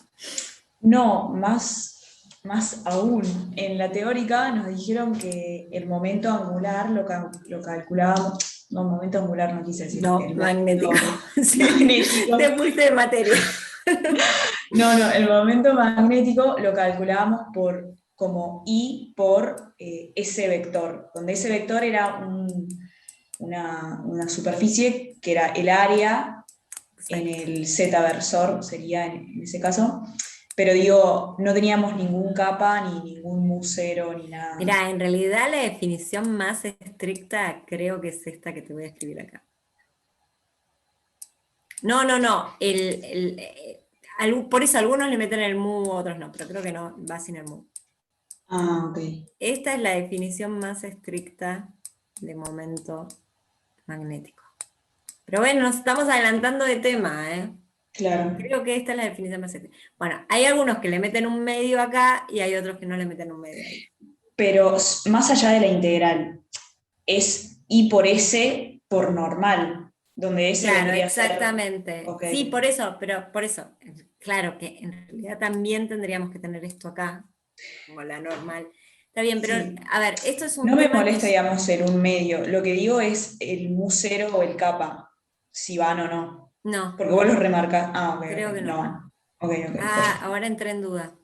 No, o sea, según la teórica de Pablo no, y según la hoja de No, por fórmulas. eso, y según lo que te acabo de escribir acá tampoco. No. Claro, ok. De todas maneras, lo que yo les quería comentar más que nada es que aparece esta cantidad que está acá.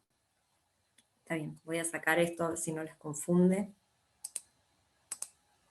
Ay, lo tengo agrupado. Acá.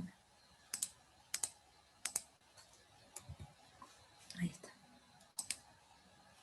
Ahí está. En realidad es que es proporcional al momento magnético, porque el momento magnético también tiene una dirección que es este Z que está acá. Lo que les quiero, a ver, no nos vamos a detener, lo que les quiero decir es que más o menos tienen como una forma universal, ¿sí? El campo magnético independientemente de la forma que tiene, y eso es a lo que apunta este ejercicio. Por eso es que le da el área, ¿sí? Ahora vamos a ver la otra parte. Pero detengámonos, olvidémonos, si lo del momento magnético les confunde, es un tema que va a venir, no sean problemas. Vamos a esto. ¿Por qué el campo medio en Z? Si yo tengo un diferencial de hilo rojo y un diferencial de hilo verde, la corriente acá I se mete en la hoja, ¿no? Y la corriente I acá verde sale de la hoja, ¿sí? No puedo poner eso. O sea que esto que está acá se mete así, de alguna manera. Y esto que está acá sale así. Entonces una se mete en la hoja más allá de la perspectiva. Si puedo... No puedo cambiar el ángulo. Ay, no, pero... Bueno. No. Bueno. Entonces, y después tenés esto que es la distancia. Esto es la distancia del punto donde yo estoy calculando el campo que me genera el campo magnético. Paren que no tengo... Eso. El punto que me genera el campo magnético donde yo lo quiero calcular. Esta es la distancia. Esto es R menos R'. Y esta es la distancia. R menos R'. Es donde el que me genera el campo magnético y donde yo lo quiero calcular. Si el campo magnético es el producto vectorial entre algo, paren que realmente quiero escribir esto mejor. En realidad, si uno es estricto acá, lo voy a poner bien estricto, que sería, si yo tuviese una buena perspectiva, sería algo así. Sería que ay no, justo me dio en verde. Todo me sale mal. sería como que en realidad si la corriente se está metiendo, sería algo así. Es metiéndose. Y si la corriente acá está saliendo, estrictamente hablando, sería algo así.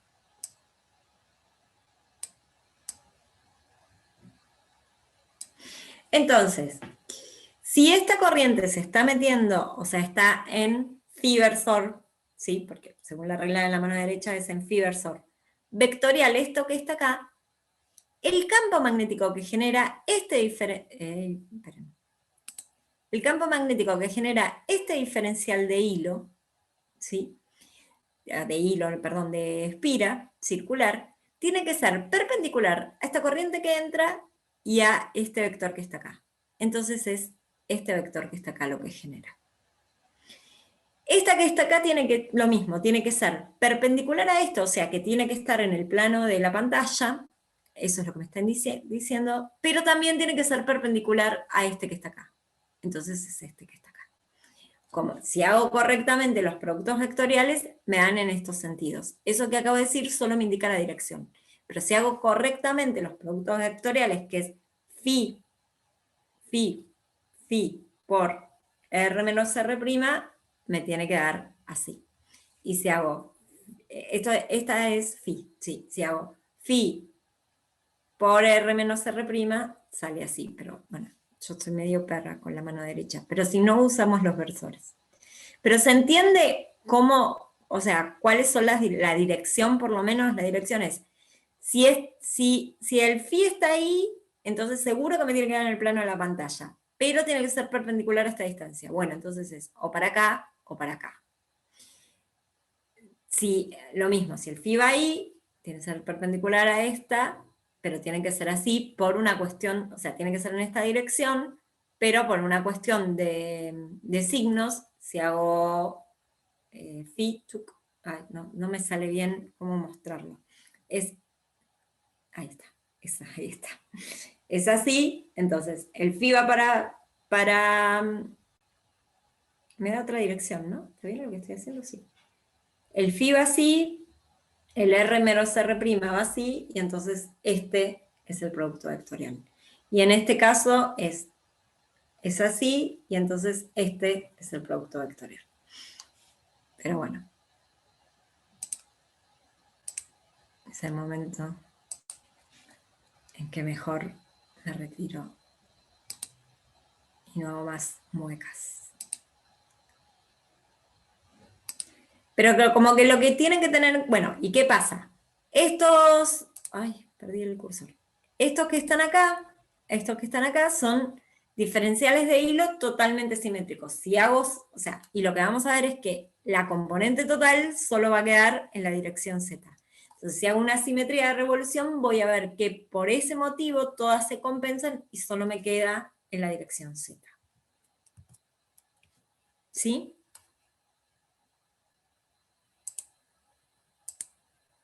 Bueno. Y acá está la clase, el problema 4.2, que en la clase pasada no encontraba. Les quiero comentar algo del problema 4.2. El problema 4.2 me decía que yo piense en dos cargas, o sea, volvemos a fuerza de Lorentz, un toquecito. El problema 4.2 me pedía que yo tuviese, si yo tenía dos cargas, ¿sí?, con velocidades perpendiculares entre sí, cualquiera. Una con una velocidad así y otra con una velocidad así. Esta carga en movimiento V1 sufre, o sea, esta carga en movimiento V2 o esta carga en movimiento V1, pero ahora vamos a analizar la fuerza sobre V1. Resulta que esta carga en movimiento V2, ¿sí?, genera un campo magnético, por definición de carga en movimiento. ¿Cómo es el campo magnético de una carga puntual en movimiento? Así. Es como una especie de Biot-Savart, pero para una carga puntual, ¿sí? Entonces, es Q2 por V2, esto sería como la I, vectorial, R1 menos R2, vectorial. ¿Por qué R1? R1 porque es donde yo quiero calcular. R2 es donde está ubicada mi carga Q2, módulo de R1 menos R2, todo al cubo. Este es el campo generado, ¿sí?, por la carga Q2 acá en 1. Si yo quiero calcular la fuerza magnética que siente Q1 que se está moviendo con B1, va a ser Q1, B1 vectorial, el campo magnético que 2 genera en R1, que es donde está mi carga. A ver, tengo el chat. Okay. Entonces, la fuerza toda que siente Q1 va a ser esta que está acá. Ocurre algo, ¿no? Fíjense que yo tengo que hacer B1 vectorial B2. B1 vectorial B2, como son perpendiculares, se puede hacer y no se anula. Y después esto vectorial R1 menos R2 sobre R1 menos R2. Esto que está acá, no lo hice, se puede reducir, o sea, esto es un tip para encarar el problema 4.2. Esto que está acá pueden reducir cuando tienen un triple producto vectorial, cuando tienen A vectorial B, vectorial C. Si no me equivoco, es lo que se dice vaca menos caballo.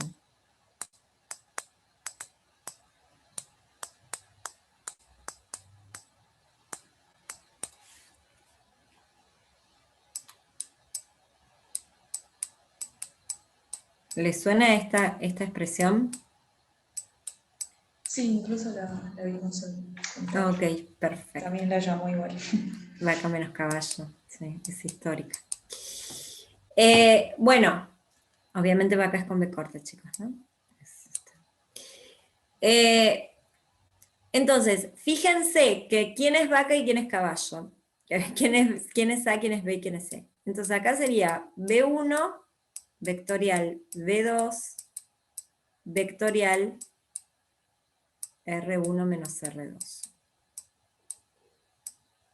Que después todo lo otro es escalar. Entonces, cuando yo acá ponga, acá, cuando haga B1 escalar B2, eso vale 0 porque son perpendiculares. O sea que este término se me va. O sea que esta FR1 va a ser paralela ¿a quién? Va a ser, perdón, va a ser paralela a B2, porque va a ser B2, y acá un producto escalar, que va a ser B1 escalar R1 menos R2. Eso a nivel direcciones, ¿sí? Fíjense que F, o sea, la fuerza que siente 1, va a ser paralela a B2, o sea que la fuerza que siente 1 va a ser o para acá o para acá, no sabemos. Esta es la fuerza sobre R1. O sea que siente 1 debido a 2. O para ahí, no sé. Ahora, ¿qué va a ocurrir cuando yo analice la fuerza sobre acá? Cambia todo, ¿no?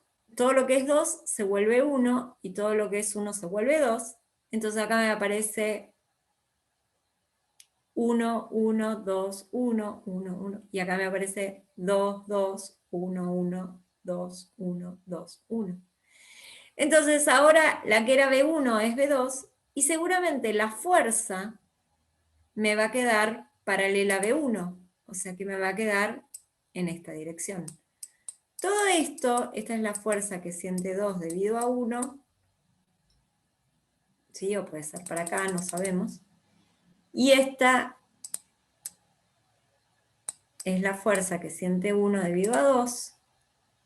También en esta dirección, más allá de los signos, en esta dirección. No sabemos si es así. ¿Qué ven? ¿Qué pasa con las fuerzas magnéticas? No están en la misma dirección. Claro, por eso es que se dice que no cumplen acción y reacción. Eso desde el impulso lo cumplen, pero desde las fuerzas no. ¿Sí? No me pidan que aclare demasiado eso porque es más complejo, habría que meter otro impulso ahí metido. Pero en principio no son colineales. ¿Sí? No se da la linealidad cuando tengo partículas elementales moviéndose. ¿sí? Pero lo que pasa es que les faltaba a ustedes, la clase pasada no lo di, porque les faltaba esta expresión para el campo magnético de una carga puntual. Lo que pasa es que eso es como hacer un Biot-Savart puntual, ¿sí? Y hasta que no dicen Biot-Savart no lo podían ver, por eso es que aparece más adelante en la explicación. Pero esto es un tip para el problema 4.2. ¿Sí? ¿Alguno se había puesto a hacer el 4.2? Ah, ok. Acá Facu me marca esto.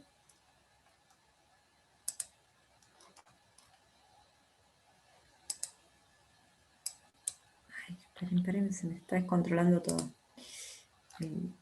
Decía para el vaca menos caballo nomás, no pasa nada. Esto que está acá. Claro, Acá. es A por y entre paréntesis B por C. Porque no Ah, conmuta, no. ¿viste? Entonces, por eso. Pero ahí no sería vaca. No, digo en el original. Es B, es A cruz, paréntesis, B cruz C, cierra Ah, ok, paréntesis. listo. Okay. Nada, una Ah, o sea, pavada. mi pregunta es, ¿esto así está bien escrito? Sí, la parte de la derecha Ahora estaba sí. bien, me Listo, está parece. bien. Listo.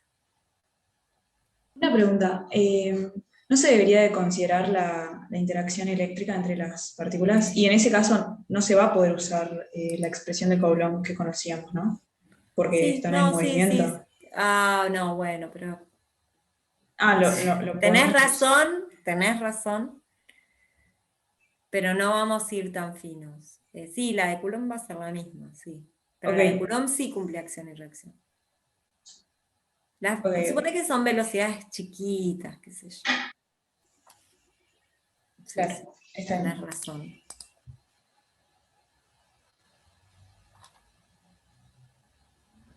Te hago una pregunta. Ah, Sí. no, deja, ya me di cuenta, deja. No pasa nada. Ay, qué fácil. La pregunta más fácil de todas. Bueno, No, es que me había mareado con la anotación, pero ya está, listo. No. Claro, o bueno. sea, con la definición de abajo en realidad era, pero es entre el B y el A, digamos, el paréntesis no hay nada porque es un escalar por un vector, ¿no? Exactamente. Claro. Claro, claro. Sí, chequeen estos paréntesis, está bien lo que está contando Facu, que no es asociativo. Bueno, chequen eso. Bueno, borro. Igual les queda grabado. Bueno, más comentarios de problemas. Ese me gusta, el 5 me gusta. Lo comento, chicos, porque son los problemas clásicos que vienen y después preguntan, ¿sí? Calcule la fuerza por unidad de longitud entre una cinta infinita de ancho B, por la que circula una densidad de corriente superficial G uniforme, y un cable infinito coplanar I paralelo, por el que yo pensé, yo lo había levantado el otro día, por el que circula una corriente I de igual sentido que G. Bueno, es este el problema que tenemos. Bueno, yo quiero calcular la fuerza sobre esto. Entonces, la fuerza sobre esto va a estar dada por el campo que genera esto que está acá. Entonces, yo tengo dos problemas. Por un lado, calcular el campo de este hilo infinito, pero no tiene que ser en todo el espacio, tiene que ser solo en esta región, ¿sí? Lo cual me va a simplificar mucho las cosas. ¿Por qué? Porque todo el espacio, el hilo el campo que genera este hilo va a ser más complejo. Pero a mí me interesa proyectado solo en esta línea. Entonces eso me va a simplificar un poco las cosas. Línea, no, en este área.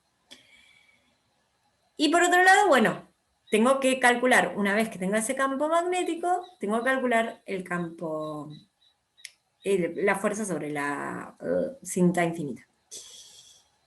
Bueno, entonces la fórmula es esta.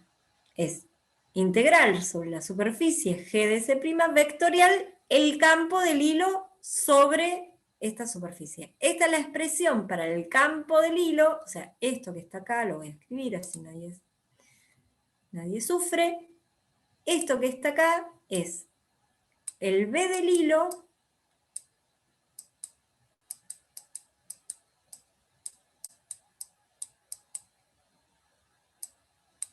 pero sobre la cinta. Y no se quejen de mi letra porque yo estuve corrigiendo los parciales de ustedes este fin de semana y bastante hemos sufrido los tres. Así que no tienen por qué quejarse. Unos impecables igual, no quiero decir, a nivel letra.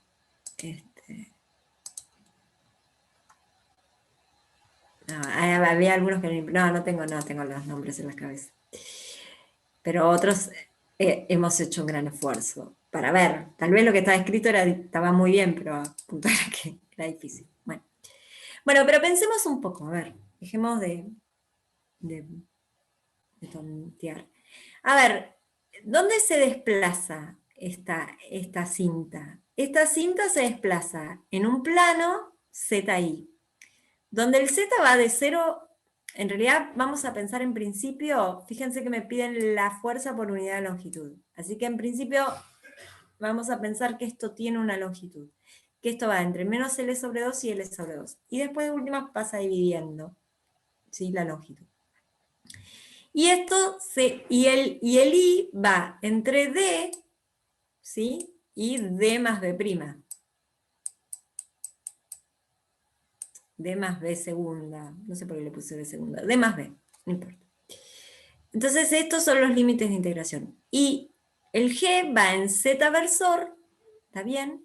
Y esto se va a trasladar, yo puse Z segunda e I segunda para describir los puntos de la cinta.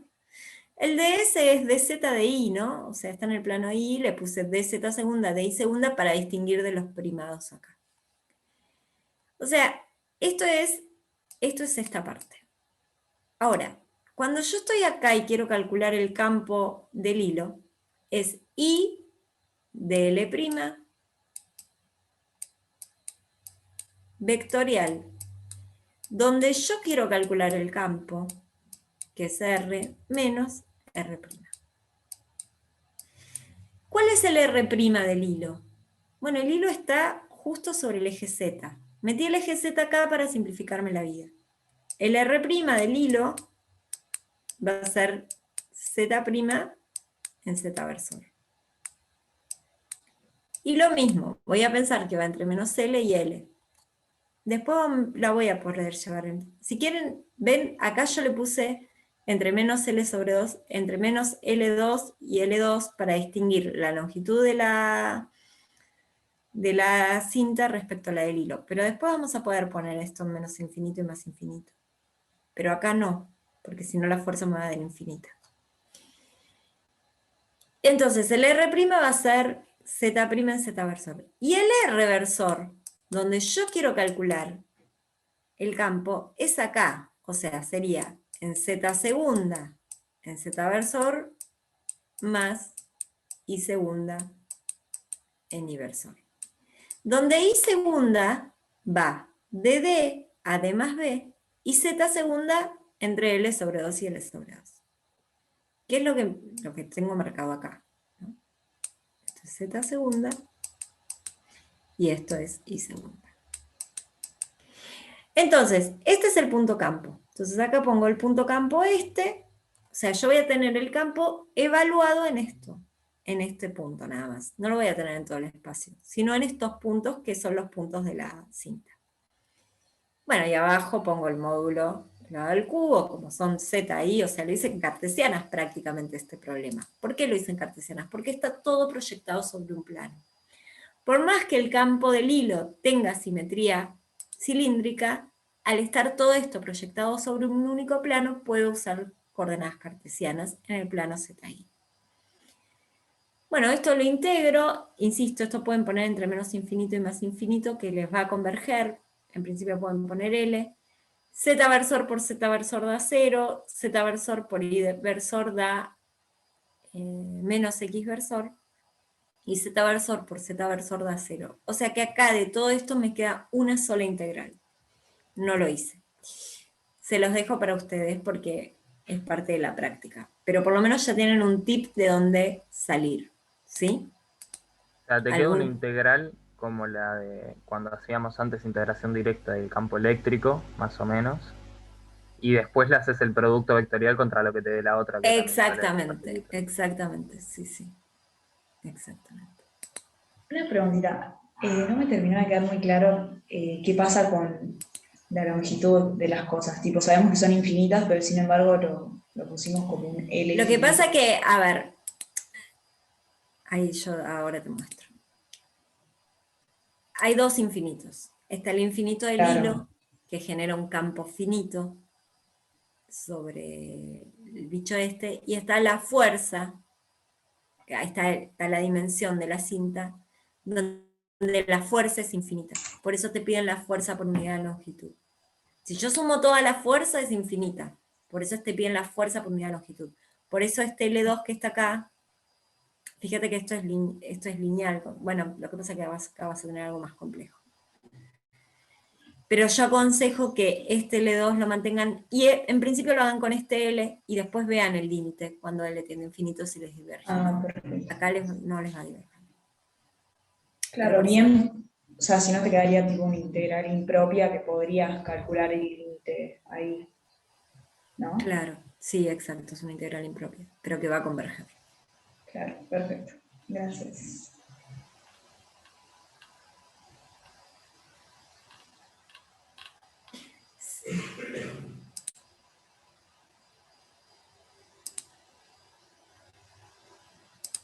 Bueno.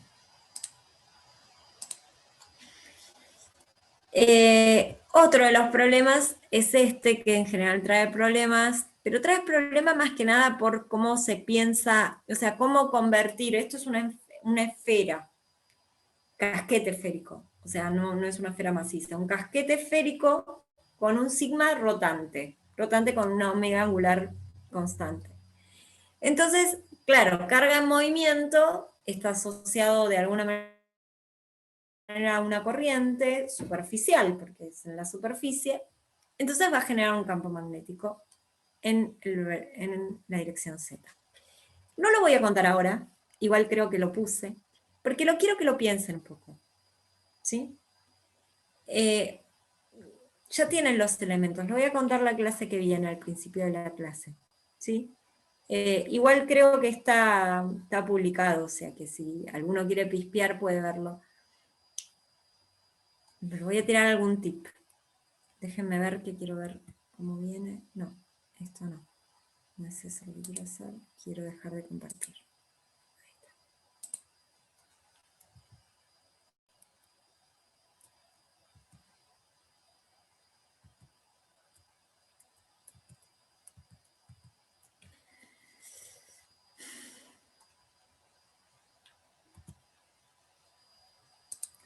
Yo los creo capaz de que ustedes lo pueden sacar y pueden romperse un poco el bocho. Pero les cuento un poco igual, poquito. Como les digo, uno puede pensar que en realidad hay un G dando vueltas en toda la superficie. O sea, yo puedo pensar que este problema es este que está acá. Y entonces con esta G calcular el campo en el eje Z. Una G tiene unidades de ampere por metro.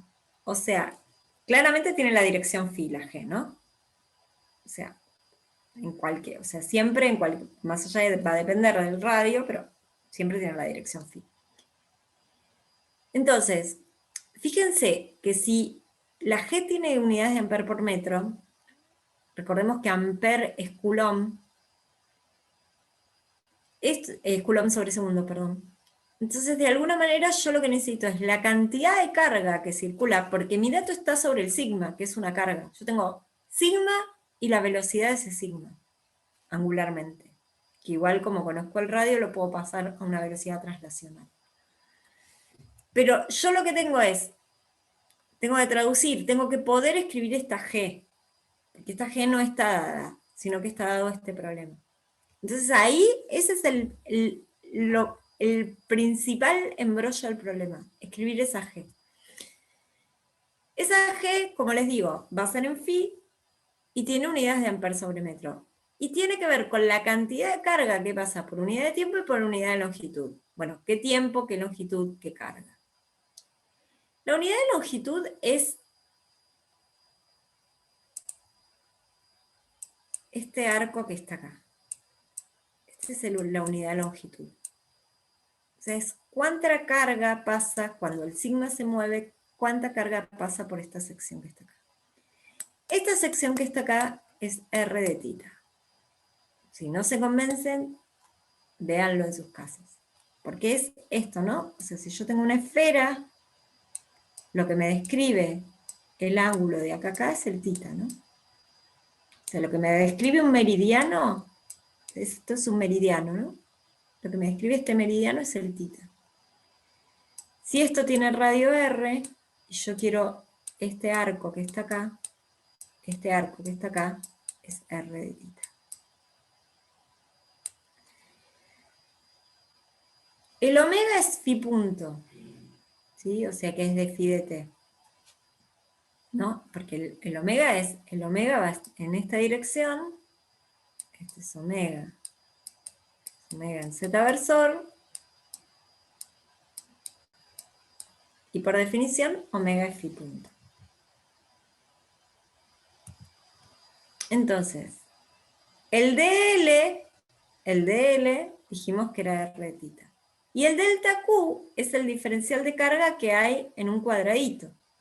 Un cuadradito sobre una superficie esférica tiene esta superficie.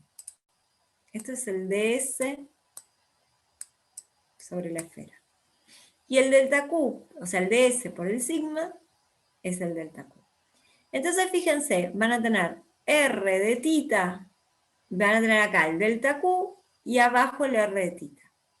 Bueno, y acá un diferencial de t. Si yo reemplazo con todo, bueno, fíjense, ya casi lo hice. El de tita con el de tita se va, no se hace, no hagan chicos estos en sus casas, o no se lo cuenten a un matemático. Y el de phi de t, que está acá, es el omega, es el phi punto. Y entonces les queda algo así. Esta es la G. Bueno, eso es lo que tienen que... Con eso tienen que calcular el campo magnético. Se los dejo, les avancé un montón. Bueno, sí, está el de las espiras, también está la otra aproximación, muy buena, y que las cuentas no cambian mucho. A ver, déjenme ver. Que es pensar que esto en realidad que está acá, esto que está acá, lo puedo pensar como espiras por los que circula una corriente I, y como dice Facu en el chat, de radio variable. Ahora, ahí tengo el problema de ver quién es I en relación a los datos de mi problema, que son sigma y omega, y tengo el problema de escribir el radio variable, pero el radio variable es así. Lo que puedo usar de dato es que yo conozco cómo es el campo de una espira en el eje Z, pero de una espira en el eje Z en el origen. A mí esta me parece siempre más fácil. Las cuentas son iguales. Los dos problemas, si lo encaro por este lado o lo encaro por este, va a dar lo mismo. Siempre lo que tengo que tratar es de escribir las corrientes en función del sigma que me dieron y del omega que me dieron.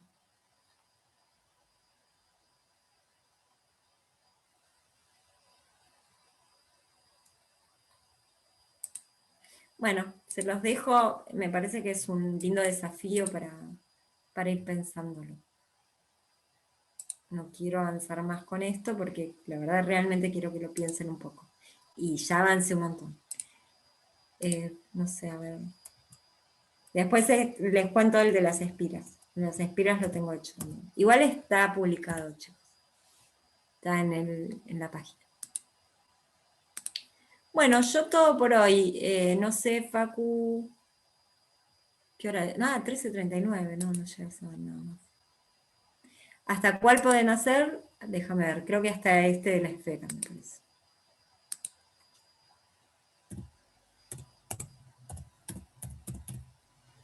Yo tenía una preguntita rápida del 1D después. No sé si Ahí vamos va. a tener consultas o... Sí, obvio. Ay, para que abrir la de guía 3.